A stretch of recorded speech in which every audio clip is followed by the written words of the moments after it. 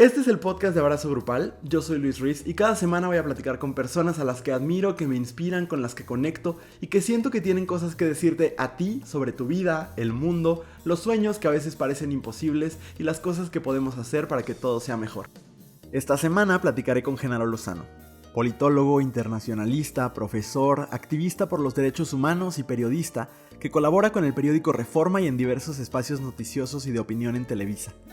Genaro es una de las figuras LGBT más exitosas e importantes en los medios de comunicación mexicanos y nunca ha sacrificado su voz, sus principios ni su orgullo. Si lo conoces, sabes que tiene mucho que compartirnos sobre su experiencia amplia, empujando a que esta sociedad se transforme y nos incluya a todes. Y si no lo conoces, prepárate para aprender y tener un vistazo a espacios que normalmente sentimos como muy lejanos. Bienvenidas, bienvenides y bienvenidos. Si tú mandaras a hacer una tarjeta de presentación, ¿qué diría? ¿Cómo definirías quién eres? Diría que soy un eh, intenso, curioso, apasionado eh, ser humano. Eso. Me encanta. Sí, como escapando de que lo profesional te define, entonces. Pues es que, digo, es parte fundamental de tu vida, lo profesional, pero creo que prefiero como siempre, fíjate, cuando saqué Twitter en 2009, mi primera bio, que se quedó muchos años, yo vivía en Nueva York en ese momento, entonces estaba en inglés, y era Genaro Lozano, a human being, ¿no? Un ser humano, punto. Ujú. Porque creo que eso es lo que más nos une a todos, más que las profesiones en donde estamos, más que si soy politólogo, si soy internacionalista, si estoy en la tele, si hago activismo, si platico contigo, si o sea, creo que hay la conexión que nos hace a todos dialogar, encontrarnos, es esa, es la de que pertenecemos al género humano y que como tal, pues tenemos una acción, digamos, en el mundo, una acción que lamentablemente creo que es más dañina que benéfica, que somos la peor especie de todas, pero eso somos, seres humanos. Pero en el caso particular, aparte de tu carrera, sería súper difícil definirlo en una sola palabra, ¿no? Porque has hecho muchas cosas. Sí, pues sí, de repente sí, hasta me canso. No, siento que de repente he vivido muchas vidas, ¿sabes? Empecé primero trabajando en el servicio público, yo quería ser diplomático, trabajé con una mujer que admiré mucho, la primera mujer que fue secretaria de Relaciones Exteriores de México, Rosario Green, y con el embajador Arturo Sarucán, que era mi jefe directo, y como que yo siempre había querido ser diplomático, ser embajador y cosas así, y de repente cuando llegué a eso, cuando llegué a trabajar a ese nivel, yo estando muy chavito y que me encargaban pues, escribir discursos porque les gustaba cómo escribía, que estaba yo aprendiendo de la relación con América del Norte. De repente estando ahí, me acuerdo que un día ella me dijo, pues el servicio exterior está muy padre, pero la verdad es que tú eres una persona muy libre, entonces yo te recomendaría, pues no, mejor explora otras cosas y si algún día quieres regresar a esto, seguramente podrás, pero eres demasiado libre como para esto y como que se me quedó muy grabado y empecé a partir de ahí a explorar otras cosas. Me fui al periódico Reforma a trabajar como editor y estuve ahí 4 años. Fue como mi primer, bueno, no mi primero, porque en la universidad hice una revista de estudiantes Ujú. de relaciones internacionales. Codirigí, bueno, cofundé y luego dirigí esa revista. Fui como el segundo o tercer director y es el año de la canica, pero eh, o sea, como que me gustó siempre mucho ese nexo entre la letra, la palabra, lo escrito, editar las noticias y lo académico, ¿no? Entonces, he tenido ese paso, digamos, por el servicio público, por los medios, luego trabajé en sociedad civil. Hoy, por Ujú. cierto, es el aniversario 30 de fundar una organización increíble de la sociedad civil que trabaja temas de presupuestos, transparencia, relación con el legislativo, fundada, entre otros, por Sergio Aguayo, y tuve el privilegio de ser ahí investigador un rato y pues también me gustó mucho. Ahí como que empecé a hacer más estas conexiones con, hay que comprometernos con la sociedad y cambiarla, y luego la academia, que es el trabajo que más tiempo he hecho, sobre todo la docencia, y luego los medios, ¿no? Que es la parte como más visible, Claro. porque es la parte más visible, ¿no? Pero pues, y el activismo, entonces como que siento que de repente muchas vidas en una sola.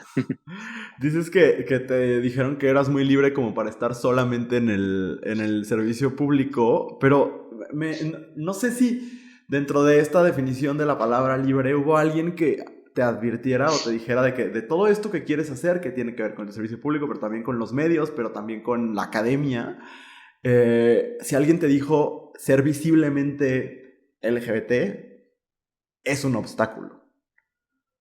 Siempre, mis papás desde niño, ¿no? Todos crecemos, todas las personas de la diversidad sexual, crecemos siempre con este síndrome del impostor y con esta idea de no poder ser quienes somos, ¿no? O sea, quienes queremos o quienes amamos, de estarnos escondiendo siempre, de no poder visibilizar y de no poder, en muchos sentidos, a muchos nos robaron la infancia y la adolescencia y estas ganas de poder ser, de tener un novio o una novia, o los dos, ¿no? Que era mi caso. O sea, como que sí, o sea, siempre fue muy difícil. Imagínate, yo crecí en un entorno de una familia militar. Mi papá fue general de división, que es el cargo máximo en el ejército mexicano. Entonces, sí, imagínate crecer fiscalizado todo el tiempo por tu comportamiento, por cómo te vestías, por qué te ponías, a qué jugabas. Eh, Eso, pues, evidentemente genera este sentimiento de autocuidado y de contención y de mucha ansiedad y de mucha depresión también, por supuesto, en alguien que crece así, ¿no? Y siempre como yo muy contreras en ese ambiente. Imagínate, mi papá militar y yo era zapatista, ¿no? O sea, estaba con Marcos y cosas así. Entonces, como que siempre con los guantes puestos, y desde ahí siempre me decían, cuando ya salí del closet, eh, no te va a ir bien en la vida, te vas a quedar solo. Todavía a la fecha, con, ya con esta carrera y con todo lo público, de repente mi mamá me escribe, ¿por qué subiste esa foto? Este, por ahí hay unas fotos mías que de 2014 que son con lencería y Ujú. celebrando el cuerpo y explorando lo queer y mi mamá las ve y casi llora, ¿no? Hasta mi papá las ve y me dice, pero ¿por qué tú no eres más discreto? Todavía hoy, o sea, yo cómo no puede Sí, ser. Sí, pues claro que sí que no me lo tuvieron que decir, digo, lo viví, ¿no? claro. En el servicio público, a pesar de que en Cancillería hay muchas personas de la diversidad sexual, pues a fines de los 90 no era tan común que la gente estuviera en el closet. En la misma universidad, en el ITAM, donde estudié, era muy difícil y yo como que siempre fui esta cosa libre ahí, que no, pues, no sé, que a lo mejor hasta asustaba a la gente, ¿no? Por cosas así. Por la libertad propia, pues. Pues sí, pues sí, por la resistencia de decir yo soy esta persona y esto quiero ser, ¿no? Mira, hasta tengo tatuado aquí la palabra libertad. Órale. ¿Hace cuánto te hiciste ese tatuaje? Ese me lo hice, ay, no sé, como en 2015, yo creo. Ya. Y esta 15, experiencia que 16. nos compartes de tu mamá diciéndote, ay, es que ¿por qué subes esto, etcétera? Siento que es muy Todo el común. tiempo. De las uñas pintadas también, que no me las he vuelto a pintar, pero cada vez que me las pintaba, o cada vez que me ponía un tatuaje, uy, no, o sea, mi mamá me hablaba llorando casi, casi, yo, mamá, o sea, no puede ser. Ya no vivo contigo desde hace 20 años, ¿qué pasa? No. ¿Por qué sigues pensando en esos términos, no? Es que me preocupa, digo, sí les preocupa mucho el odio en las redes sociales, ¿no? Claro.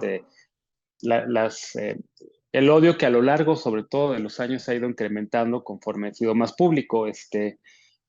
Me acuerdo los primeros comentarios de odio que recibí, pues llegaban a mi celular en mensajes de texto, ¿no? Que eso sí fue preocupante en ese momento, 2011 o 10, ya no me acuerdo, 2010, cuando estaba la discusión de matrimonio igualitario, 2009, cuando estaba Ujú. la discusión de matrimonio igualitario en la Ciudad de México, pues de repente empecé a recibir amenazas de muerte en teléfono celular y me acerqué a una organización, Artículo 19, y pues, me dieron como un taller de autocuidado digital y cosas así. Luego se metieron a mi casa, y como que a mi mamá le preocupa mucho eso, y Pues cuando el claro. Frente Nacional por la Familia hacía sus marchas gigantescas y de repente en 2016 fue el Frente Nacional, había unas pancartas con mi nombre, pues sí me asusté y le asustó a mis papás, ¿no? Entonces, cada vez que abren las redes y que ven los comentarios que me ponen, pues mamá es como, casi es tu culpa por andarte exhibiendo, ¿no? Entonces, o sea, como que no hacen el chip o como buenos baby boomers que no hacen el chip de, no, pues, no es porque tú te exhibas, es porque ellos están mal, ¿no? Claro, claro, Es- claro, pero sí es una decisión consciente que tú has tomado ante todos estos hechos, ¿no? De la aparición del Frente Nacional por la Familia, de los discursos antiderechos que se han potenciado. Sí reconozco o lo veo como muy claro en tu carrera, Ujú. esta decisión consciente de voy a usar estos espacios para hablar de estas cosas, ¿no? Que no todo el mundo hace. ¿Por qué? ¿De dónde, en qué momento tomaste esa decisión? Es que, otra vez, como que nunca, para mí nunca fue un tema, ¿sabes? O sea, como que yo desde muy pequeño siempre dije, esto soy, me enamoro, me gustan las niñas, me enamoro de niños, un momento que tuve novia y novio al mismo tiempo, los dos sabían, eh, Wow. y era muy divertido. Ya no ejerzo la bisexualidad desde hace mucho tiempo porque a mi marido no, no le gusta. Entonces digamos que no soy practicante, pero por eso tampoco me gusta decir que soy gay. Pero digamos que para mí nunca fue un tema, como que siempre dije en todos lados en donde siempre he estado, siempre he sido como, ¿por qué este tema no está? ¿Por qué esto en la academia, en el activismo, en los medios, y no es por mí, digamos, es porque es una realidad, es porque, ¿por qué no vamos a contar las historias de un sector de la población que está sufriendo o que está luchando por, que tienen historias magníficas, que están luchando por derechos, que están avanzando en temas, que están cambiando los patrones culturales de este país, que están enseñándonos cómo se hace activismo, que están demandando ante los congresos, que están teniendo historias de éxito y también historias de mucho dolor. Entonces, en sí mismo, como, digamos, como periodista, pues esas historias merecen ser contadas. Como activista, pues obviamente. Entonces, como que Claro. es una conjunción de todos los intereses, ¿no? Y de todos mis intereses, y de decir, esto vale porque por esta razón, por esta y por esta, ¿no? Y pues es eso. Desde que iniciaste, dirías que has visto a los medios mexicanos transformarse en estos temas de las libertades, sobre todo relacionado con la diversidad.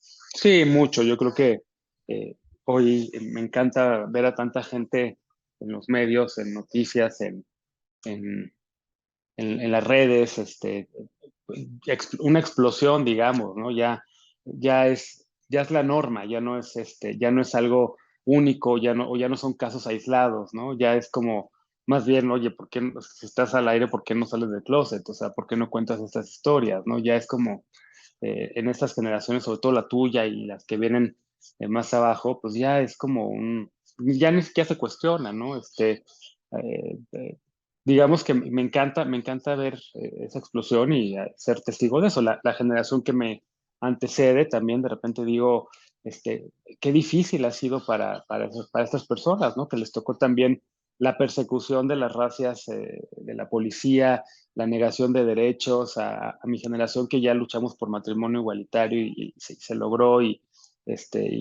identidad de género, y hoy en día las nuevas generaciones están con infancias trans y la cuestión no binaria. En fin, para mí es muy interesante lo que se está viviendo. De hecho, es un tema que he estudiado también de manera académica, que tengo que terminar el libro que estoy haciendo sobre esa parte de la historia de este país, y de matrimonio igualitario y todo lo que están haciendo. Digamos que es un pendiente que tengo, pero al mismo tiempo, pues me encanta ver lo que está pasando, y me encanta ver, por ejemplo, Abrazo Grupal y el éxito que tiene en redes. Soy muy fan. Eh, Gracias. y como de ti también, de Carreto, y de tanta gente talentosa que está haciendo cosas que de repente les veo y digo, ay, qué maravilla, quiero aprender a editar como editan videos también así, porque mi mente de editor es como, ay, este software que yo no, ya me da de repente, ya no me da la vida tampoco como para sentarme a editar videos, y de repente pues irme a dar una clase o ir a tercer grado o ir a lo que sea, ¿no? Pero sí los veo y me da mucho FOMO, es como, qué bonito lo que están haciendo. Y Es, en este decir que te gusta ver a las nuevas generaciones, que Carreto es un bebé, sí, sí me siento yo ya como su hermano mayor, porque aparte somos de la misma ciudad. Mm. Pero Oye, ¿ahí justo qué está pasando, por cierto? O sea, en León, León. Guanajuato, la cuna de Abrazo Grupal, de Carreto, de Wendy Guevara. O sea, Sí, ¿qué onda? está muy Cuéntame. loco. Y Está Andrés Treviño interesante, vivió aquí sí. toda su Y Andrés infancia. Treviño. Sí, sí, es una Sí. locura. No, no sé por qué. Daniela Muñoz Jiménez, que tiene estas Ujú. clínicas para personas trans también desde aquí. Una cosa muy chistosa. Pues yo creo que es como la resistencia que surge de este entorno. Digo, yo no soy de León, soy de Tampico. Pero pues Ujú. la situación no es muy distinta. No, no es muy Pero... cierta, pero León Ajá. es como el epicentro, digamos, del conservadurismo Del mexicano, el panismo, sí. Bajío. Sí, sí, sí, en fin, qué padre, qué interesante lo que ocurre allá. Y justo en este sentido de que te gusta ver a las nuevas generaciones, me preguntaba si te reconoces como parte clave para que justo podamos estar haciendo lo que estamos haciendo. O sea, porque empezaste no quiero decir a representar, porque no sé si ese era como tu objetivo inicial, pero empezaste a ser muy visible desde hace bastantitos años en los medios. Pues empecé a escribir en 2004, imagínate. La primera vez que estuve en tele fue en 2002, pero por temas como internacionalista, por la guerra contra el terrorismo y los ataques de Al Qaeda, en fin. Empecé a escribir de los temas LGBT como en 2006 y te cuento por qué, o sea, como que también de repente hice una conexión muy fuerte. Yo llevo con mi pareja, no es mi marido porque no nos hemos casado, defendí matrimonio igualitario, pero no me gusta el matrimonio. Boom. No me gusta que nada más sea para dos personas, en fin. Eh, pero es otra discusión. Hace, no sé, cuando empezamos a andar, que era el año 2002, imagínate, llevamos 22 años juntos. Eh, en ese año, en 2002, no había nada, no había sociedades de convivencia, no había matrimonio igualitario, no había absolutamente nada. Incluso AMLO estaba en contra de las sociedades de convivencia. Y lo Ujú. empecé a escribir, de hecho, eso fue de los primeros temas que empecé a documentar, digamos, de la diversidad sexual en el siglo XXI. Y de repente llega mi novio en ese momento y me dice, oye, dame tus papeles, dame tus documentos, y yo, ¿para qué? Dice, porque la empresa en la que trabajo te puede ofrecer seguro médico. Y yo, ¿cómo? Sí, sí, sí, porque tienen una figura de Significant Others, una empresa multinacional, McKinsey se Ujú. llamaba, él trabajaba ahí. Y pues nada, le pasé los documentos y de repente tuve seguridad social porque él simplemente nos inscribió como Significant Others, que era la figura. Incluso, fíjate, ya no le decían esposas, ¿no? Porque era lo que comúnmente se pensaba en las empresas, digamos, desde esta figura pues heteropatriarcal de que solamente los hombres heterosexuales pueden llegar a eso. Entonces cambiaron el nombre a Significant Others y ya desde ahí era como pues una declaración de una postura, ¿no? Y de repente yo dije, oye, no puede ser, porque yo, en donde trabajaba en ese momento, que era en el proyecto de Reforma, yo no te podría ofrecer eso a ti. Eh, en ninguno de mis otros trabajos, ¿no? Entonces, como que de repente empecé a hacer esa conexión y lo vi como un acto de, pues de justicia laboral y de reconocimiento de la diversidad sexual. Entonces, como que ahí hice el chip y pum, me detonó el activista, ¿no? Digo, me detonó el activista ahí, aunque a ciencia cierta, o más bien pasita la verdad, mi primer número como editor, pues ahí lo tengo, está dedicado a la diversidad, una revista de 1996, imagínate, que me tuve que pelear en el ITAM porque al rector no le gustaba que, decía como, ¿por qué una revista de relaciones internacionales que hable sobre diversidad sexual y de minorías? Incluso tuve que ceder y cambiar la foto porque en la foto original era un grupo de danza eh, increíble y una chica estaba con los pechos al aire y pues el rector como, no, no, no, eso está demasiado, es demasiado, ¿no? Entonces, pues Ujú. nada, pues tomé la foto al revés y la chica sale a espaldas y era el número sobre minorías y cómo impactan o los temas de minorías en las relaciones internacionales, ¿no? Tuve que como defender por qué llevarlo.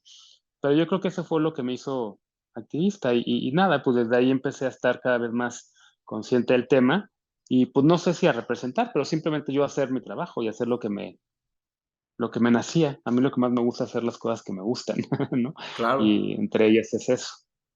Claro, oye, ahorita mencionaste que en ese momento el presidente López Obrador estaba en contra de las sociedades de convivencia.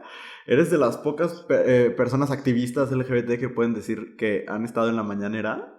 Y te voy a contar una historia muy personal. Yo estaba en ese momento en un trabajo donde mi jefa era profundamente homofóbica y yo entraba a Mm. las 7 de la mañana. Y entonces cuando, pues mientras trabajaba y hacía cosas de oficina, ponía la mañanera porque en ese momento yo tenía muchas ilusiones. Y y ver ese día internacional Todo mundo ve contra... la mañanera, ¿de qué hablas? Todo México es el programa con más rating Así del es, sí, la mundo. casa de los famosos y la mañanera.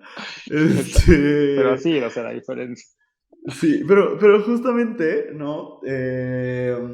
Sí, veía la mañanera y me pasó en ese primer día de contra la homofobia, lesbofobia, bifobia y transfobia de este sexenio, verte dar un discurso y Ujú. fue una señal que creo que le dio mucha esperanza a la comunidad LGBT mexicana.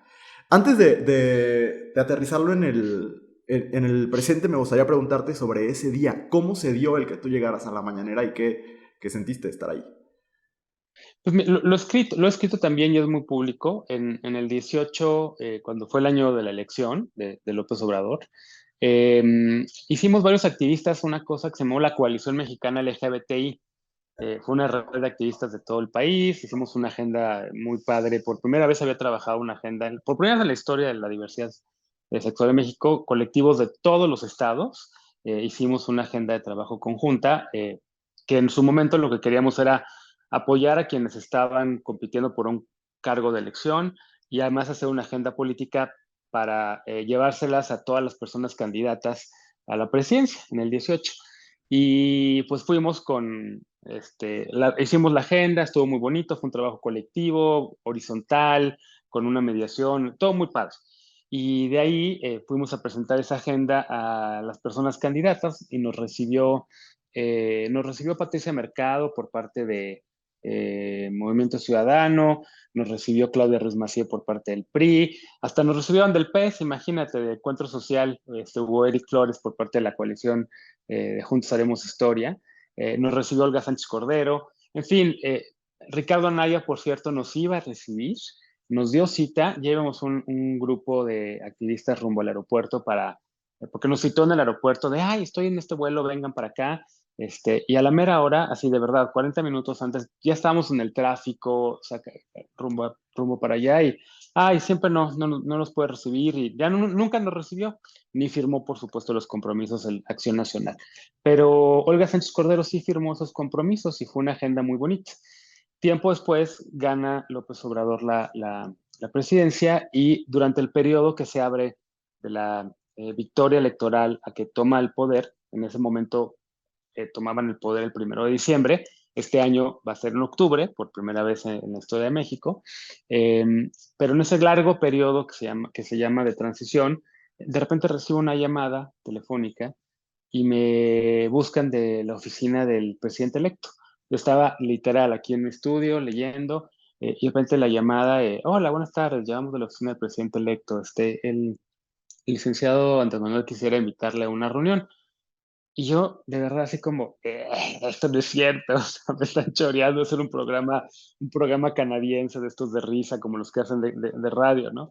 Entonces, en ese momento tenía el WhatsApp abierto, y le escribo a Citlali Hernández, que era mi colaboradora en un programa que tenía yo de debate. Citlali todavía no era senadora, era una joven, creo que era diputada en ese momento, no me acuerdo. Y le escribo a Citlali y le escribo a varios amigos que están ahí en Morena, porque pues, conozco a mucha gente de todos los partidos, incluidos de Morena. Le digo, yo me está escribiendo esta persona, ¿es cierto? Me dice que es este nombre. Me dicen, sí. Y yo, pues bueno. Entonces, fui a esa reunión pensando que me estaban invitando a la presentación de cuál iba a ser el gabinete del presidente electo, y en efecto fue casi eso, pero yo era la única persona que estaba ahí que no era de medios. Yo y Verónica Delgado, que es una reportera, periodista también, que es pareja de Pigmenio, y ahí estaba también ella. eh, y de repente el presidente electo hace una reunión larguísima. Para no hacerte el cuento largo, de repente menciona mi nombre y pregunta, ¿está aquí Genaro Lozano? Y yo como, ay, Dios mío, ¿qué hora qué dije? ¿Qué va a pasar, no? Y me dice, te quiero pedir, por favor, que nos ayudes en transición con la agenda de diversidad sexual y de género. Y te juro que en ese momento dije, bueno, pues a ver, sí, obviamente toda mi vida he querido que esto pase, he querido que la agenda esté a ese nivel, pues claro que sí, y pues levanté la mano y dije, por supuesto. Entonces estuve trabajando en transición en muchos temas de la agenda, en varias propuestas que eran algunas de la coalición, de las que habíamos hecho en la coalición, un diagnóstico que hice propio, con ayuda de CONAPRED también, de Alejandra Haas en su momento. Y nada, trabajé esa agenda, se la fui a presentar al presidente en transición antes de que asumiera, y me dijo sí, sí a todo, o sea, adelante, que esto sea uno de los temas de mi gobierno, la verdad muy receptivo y un cambio muy, para mí, que había seguido toda su carrera, creo que Andrés Manuel en el 2018 ya era otro Andrés Manuel al que se oponía a sociedades de convivencia en el Ujú. 2004 al 6, ¿no?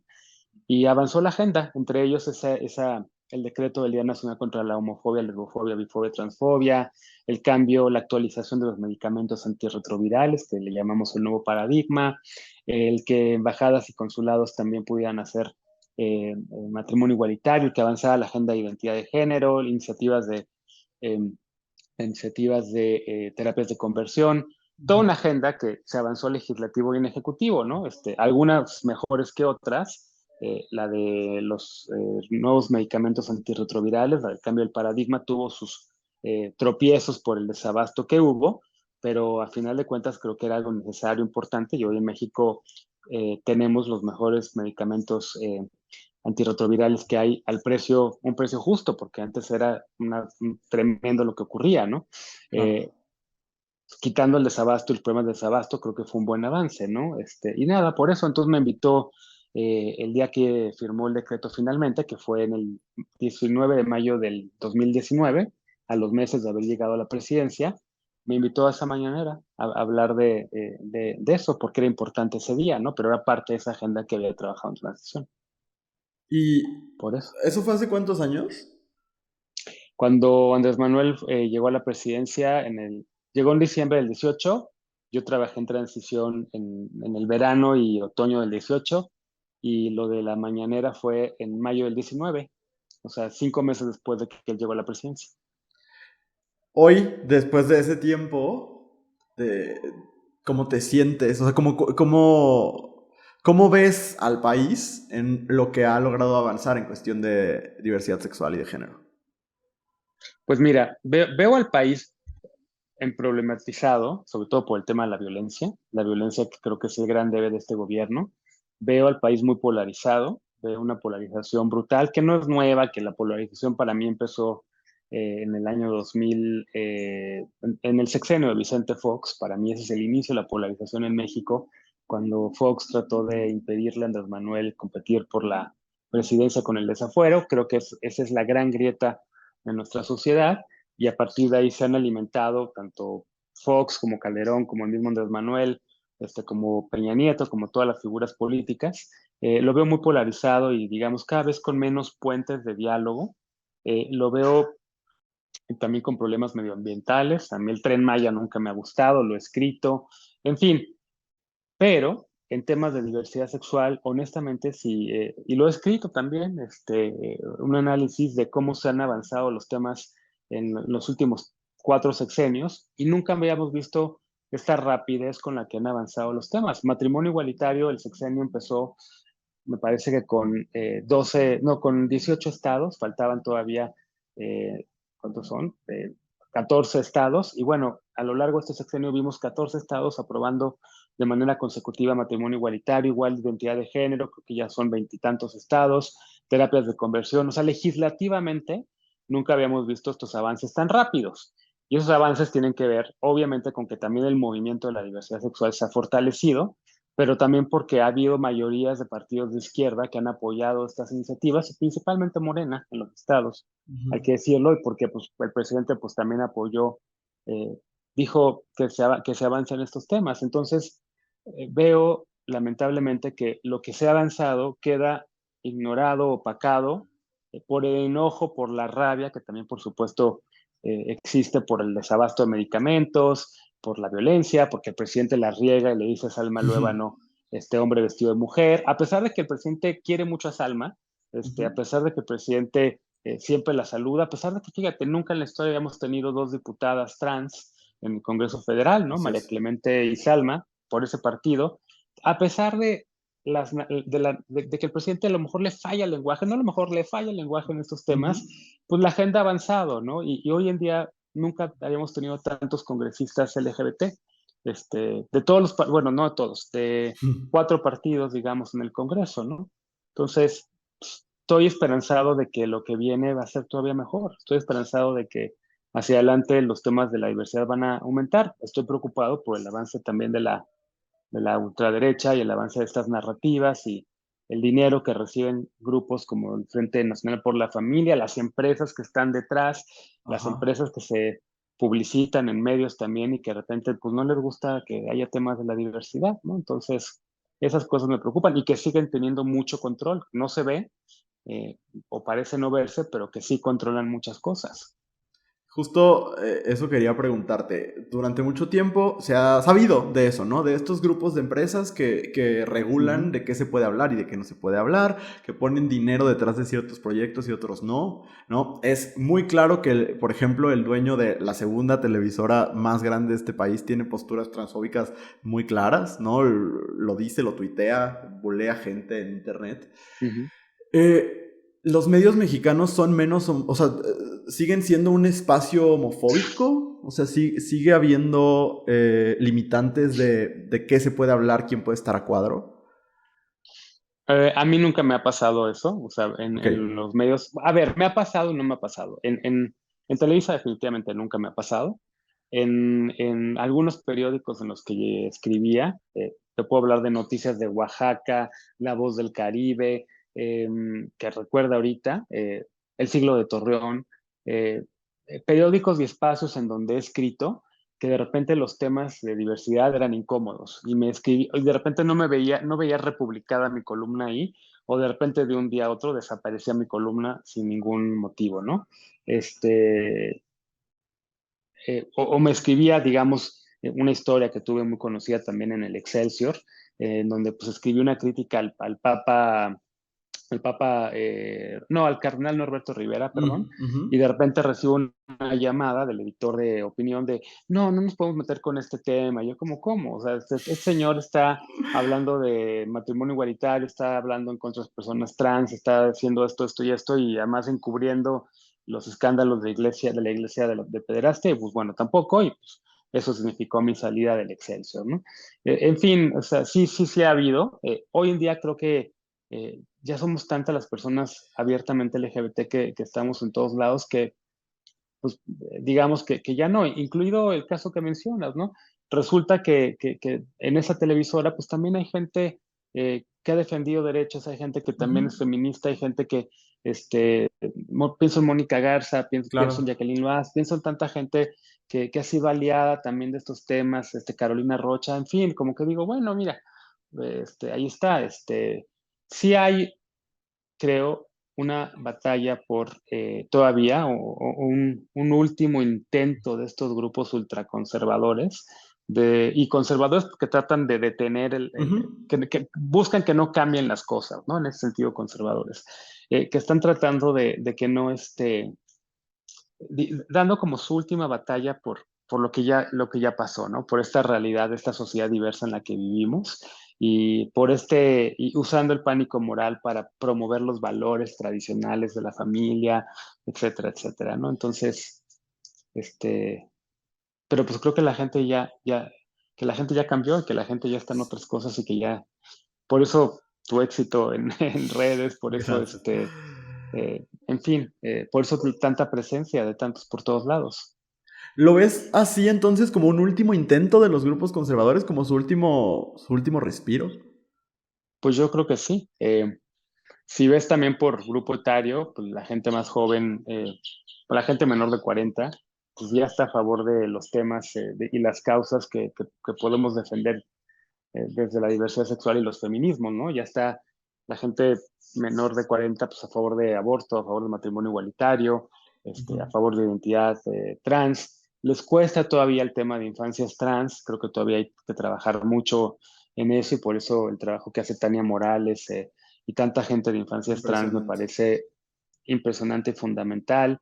Creo que el trabajo que ha hecho Gire, organización a la que orgullosamente también pertenezco como consejero desde hace 10 años, el trabajo que ha hecho Marta Lamas y que hace todo ese equipo para el tema de aborto pues, ha sido fundamental para el tema de derechos sexuales y derechos reproductivos, el trabajo que hace Católicas por el derecho a decidir, el trabajo que hace tanta gente que admiro y que he tenido el privilegio de trabajar con ellas también y de seguir su liderazgo en los últimos años, pues me inspira y sigo pensando que por más que estos grupos estén tratando de dar la última batalla, pues creo que ya la tienen perdida. Aunque, ojo, tengamos mucho cuidado con lo que pasó, por ejemplo, en Argentina con Milei y Claro, demás, ¿no? Habían ganado también ya estas batallas y de repente llega este tipo loco, ¿no? claro. Oye, no quiero bajar el nivel de la conversación, pero tengo que hacer una pregunta un poco más superficial, si me lo permites. Completamente, claro, adelante. Oye, fíjate, a mí me gusta mucho el tercer grado. Este tercer grado me parece un equipo interesante, sobre todo porque me encanta escucharte a ti, me encanta escuchar a Denise y René me cae muy bien en general, no sé por qué, siento que es como un tío. Es un Pero, tipazo, es un tipazo. Y es muy guapo también. Así todas las señoras que de repente me encuentro en la calle, como, ay, dile a René que qué guapo, ¿no? wow, esa Y René no, fue mi jefe hace muchos años. Bueno, era el jefe de mi jefe en el Reforma. mira, Y Denise es una diosa, o sea, Denise es padrísima, una colega súper generosa, le aprendes muchísimo, siempre le estás aprendiendo. me imagino. A ver, se pone tenso en momentos. O sea, creo que la conversación se pone fuerte. Y mi pregunta iba un poco por ahí. ¿Cómo? O sea, cuando gritan corte, si es que gritan corte en ese espacio, o simplemente cuando se deja de grabar, se desenojan. Porque yo el otro día fui al gimnasio en Reforma 222 cuando andaba trabajando por allá y me encontré a Sergio Sarmiento. Y de verdad que sentí enojo. Porque, porque hay ciertas cosas que digo, no lo puedo creer. Se desenojan Ay, Sergio, ustedes. Sergio, no sabes qué padre. Además, Me Sergio tiene imagino. un hijo, dos hijos gays, que es uno de ellos es de mis mejores amigos y lo adoro. Su boda estuvo increíble, Sergio estuvo en la boda, dio un speech padrísimo. O sea, Sergio es un aliado también de estos temas. Pero sí, en la mesa podemos tener muchas diferencias y lo hemos platicado. Sobre todo Sergio y yo, es así como yo admiro mucho a Sergio, su trabajo, su carrera, me parece una persona de primer nivel, inteligente, eh, en fin, puedo llegar y sentarme con él y que nos podemos provocar mutuamente porque sabemos los dos que estamos en las antípodas o, digamos, no coincidimos en muchas cosas. Y nos podemos enojar ahí, o Raimundo, o el mismo Leo, nos podemos enojar en la mesa y puede haber mucha tensión, pero yo por lo menos no me lo tomo personal. Se acaba la mesa y es como, ah, bueno, qué gusto verlos, nos vemos la semana que entra, porque creo que así es como tiene que ser un trabajo profesional. Eh, a mí siempre me ha parecido, y mi historia misma de haber entrado a Televisa fue una historia de eh, luchar porque se escucharan todas las voces, que no hubiera sesgos, que hubiera paridad, que hubiera temas de diversidad, en fin, que hubiera estos puntos y contrapuntos como ese programa que también tuve, en donde se escuchaban las dos versiones, ¿no? Entonces, debates acalorados, pues ya me los conozco, entonces como que no me tomo nada personal y digo lo que sigue, ¿no? No pasa nada, aunque sí se puede llegar a poner muy, muy tenso, pero creo que ese es el debate en democracia. O sea, en democracia hay que defender los temas con argumentos, con datos, y con pasión, ¿no? O sea, si no, ¿para qué? Sí, y creo que se vincula con otra parte de tu carrera que es la académica, porque justo eso pasa en los salones de clase un poco, ¿no? Cuando se comparten ideas, las cosas pueden ser tensas, pero debería ser un espacio para el diálogo. ¿Cómo lo ves tú? Porque tú también eres docente, pero a Muy mí me pasa complicado. que, híjole, sí, o sea, me preocupa un poco que en los últimos 3 años he visto como que no sé si sea resultado no, sí es resultado del uso intensivo de las redes y cómo la atención, el attention span, la manera en la que el tiempo que una alumne puede seguir una conversación o un tema, pues cada vez se reduce más, ¿no? Entonces es como de repente, oigan, a ver, ya hay que usar más herramientas, digamos, como cómo mantengo su atención, ¿no? Entonces, no sé, el otro día hablando sobre los actores importantes en las relaciones internacionales, digamos que las unidades de análisis son el individuo, el Estado, el sistema. Entonces, como yo preguntándoles, a ver, individuos que tengan impacto en las relaciones internacionales, pues Malala. Y si no saben quién es Malala, podríamos preguntarnos si Peso Pluma podría tener un impacto en las relaciones internacionales, porque pues resulta que va a tener un show en Viña del Mar y resulta que Viña del Mar es un festival que tiene fondos del Estado chileno, entonces pues el Estado chileno tiene que tomar la decisión sobre la libertad de expresión y sobre los discursos de narrativas de violencia, en fin. Entonces un personaje como Peso Pluma se puede convertir en alguien transnacional, es como que ya les interesó más porque pues hacían, o sea, es como encontrar la manera de que se interesen y de que descubran lo bonita que es una disciplina, ¿no? Ya sea la comunicación, que es donde estás, o las RI, o la ciencia política, o la arquitectura, o que se apasionen y que les guste lo que estén estudiando, o sea, no para qué, ¿no? Con este privilegio que hay en este país de pertenecer a una élite de gente que estudia una, una educación universitaria. Ojalá este país tuviese mucho más universidades y pudiésemos tener a más estudiantes y alumnas y alumnos en las aulas, pero pues lamentablemente es un segmento chiquito y muy privilegiado el que logra llegar a alguna universidad y no se diga más a una universidad privada como la Ibero o el TEC, ¿no? Claro. Que es donde doy clases, pero sí, como que me trato de que la gente se apasione. Sí, creo que lo logras y eso es algo que yo te admiro muchísimo. Te dedicas a cosas que históricamente han sido tomadas como muy serias, ¿no? O sea, la academia muy seria, el periodismo o la comunicación, sobre todo en temas políticos, muy serio. Y sin embargo, la idea que das es de ser una persona que disfruta mucho de la vida. ¿Cómo logras que la seriedad no te amargue?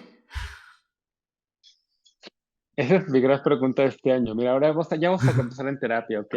Te recuerdo que llevo un año preguntándome eso, porque no te creas, ¿eh? De repente también, sí, de repente me pregunto qué pasó con mi yo de diva, qué pasó con mis ganas con esta pasión, porque creo que también, no sé, como que el año pasado tuve una depresión severa y, ya estoy saliendo de ella, ya estoy afuera, pero pues sí, involucró mucho trabajo de terapia y de repente pues ya no me daban ganas de nada y de repente había las redes y veía tantos comentarios, incluso mi participación en redes le bajó muchísimo a como era hace 10 años, ¿no? Porque de repente digo, qué horror, ¿para qué se están llenas de bots? Bots que tratan que están básicamente con la misión de hacerte quedar en ridículo, de hacerte ver tonto, de hacerte ver feo, de hacerte ver, en fin, o sea, como que tratan de nulificar tu humanidad, ¿no? Porque en eso están las redes y como que hay una campaña muy fuerte a nivel global de tratar de silenciar voces progresistas, ¿no? Seguramente tú también lo están viviendo compañeras feministas, lo están Total. viviendo compañeras trans, lo estamos viviendo personas diversas, en fin.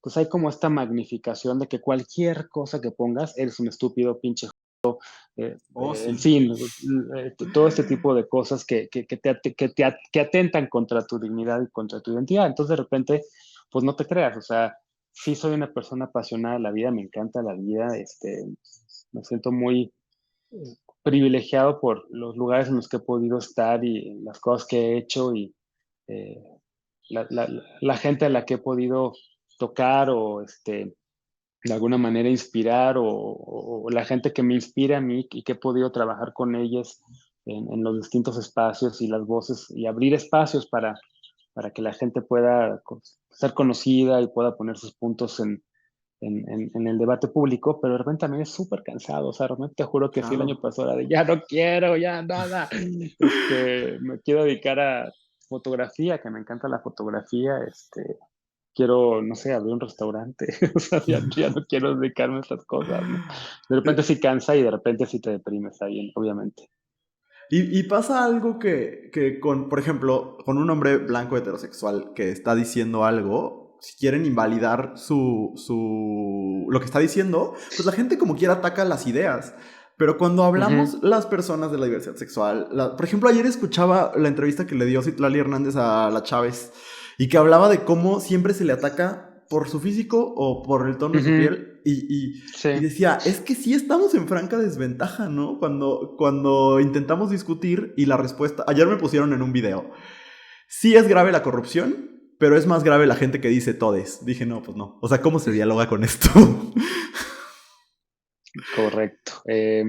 Sí, yo creo que otra vez, había un activista del tema de VIH, eh, fundador de la Clínica Condesa, que ahorita se me fue su nombre por frito, ay, muy amigo de Andrea González, que es una fregona y que es un pilar en la lucha y la atención del VIH en México. No me acuerdo ahorita el nombre de este activista, pero en algún momento lo escuché decir, hay en la clínica, en una conferencia que estaba dando justo por el aniversario de la clínica, que la homofobia y la misoginia son perros hermanos, ¿no? Por Así tal cual. supuesto. Ujú. No me gusta usar a los perros porque para mí los perros son el ser más bello que hay en el mundo y los seres más honestos y los seres más nobles, los seres que dan más felicidad.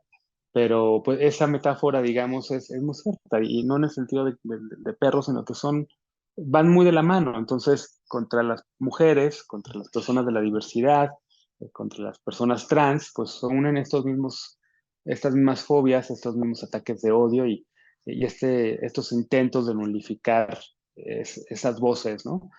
Porque nos tienen miedo, porque les causamos algo, porque a lo mejor les movemos sentimientos que esas mismas personas que tanto odian están sintiendo y de repente puede ser, eh, ¿cómo decirlo? De repente, por supuesto que da miedo abrir tus redes y ver todo esto y ver imágenes de fotos de pistolas y ver amenazas de muerte y que te digan navajas o que te digan espero que visites pronto al magistrado o que se burlan Oh, de tus sí. colegas, etcétera, etcétera, ¿no? De repente es muy desgastante todo eso y creo que por ello, para quienes están viendo esto y han recibido también eso, pues no es normal y no está bien que recibamos esto, está muy mal y platícalo y acércate a tus amigues, acércate a la gente que te quiere, acércate a la gente que te ama, cuéntalo, no te lo guardes y no lo normalices porque eso no debería ocurrir en ninguna sociedad, todos deberíamos de estar libres de este acoso y de esta violencia. Y prácticamente ese tipo de lenguaje, pues no, es inaceptable, ¿no? Y si necesitas terapia, pues también trata de acudir a alguna persona de profesional, porque pues también de repente sí es muy necesario, porque sí afecta mucho de repente la autoestima, ¿no? Y sí te hace sentir y dudar de quién eres, ¿no? A todo Como mundo, dices. desde Anderson Cooper, abiertamente LGBT, Ajá. hasta este abrazo grupal, eh, a tantas figuras que están en los medios, evidentemente Por así, ¿no? supuesto. Sí, sí, como dices, acompáñate de tu comunidad y de quien puede hacerte no sentir solo, sola o sole. Sí. Para cerrar, Y no dime, repliquemos dime. eso.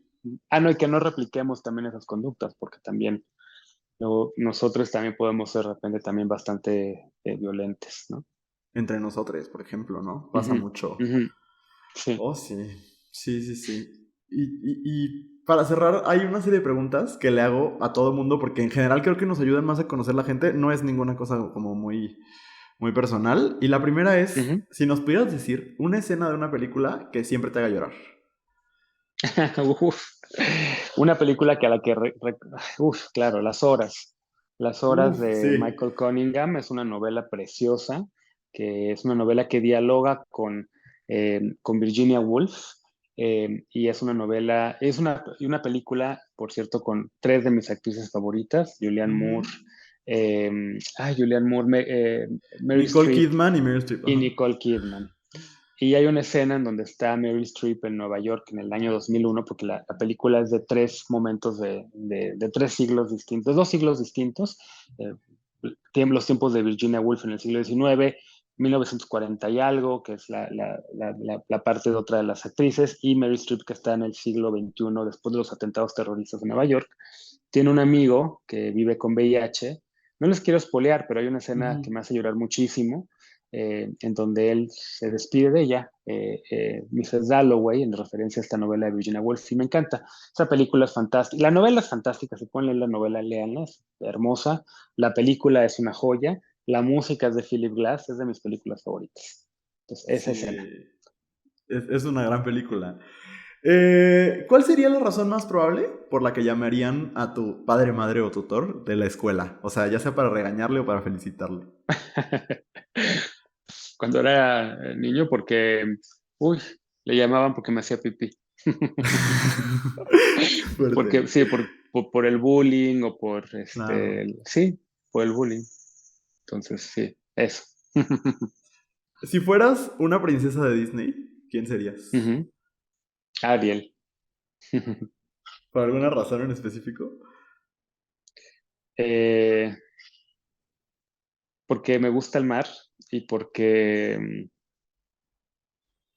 y porque me parece que es un relato de libertad y de encontrar su identidad. Ujú. ¿Verdad que sí? La gente dice que cambia por un hombre, pero ella ya quería irse desde antes de No, conocer al hombre. ujú, ujú. Y por su curiosidad y sí. Finalmente, esta luego la gente la piensa algunos segundos. ¿Cuál es el mejor consejo que alguien te ha dado en tu vida? El mejor consejo que alguien me ha dado en mi vida. No hagas cosas que no te gusten. Me encanta. Es, Genaro, es- muchas gracias. Muchas gracias por acompañarnos en el podcast de Abrazo Grupal. Estoy muy contento de haber podido platicar Ay, contigo. no, yo al contrario, hay mucha admiración de aquí para allá. Me encanta lo que hacen. Gracias por hacerlo. Gracias por acercar estos temas también a la gente más joven, evidentemente, y por hacerlo de manera tan didáctica. Y su libro es fantástico. Amo que estén hablando también de maternidades, y de Ujú. verdad es un trabajo bien bonito lo que están haciendo. Gracias. Mil gracias. Pues ojalá ahora sí se nos haga vernos pronto. Mil gracias Ya por... hay que conocernos, no nos conocemos. Así será. Y gracias a ustedes por acompañarnos. Nos vemos y escuchamos el próximo viernes. Adiós.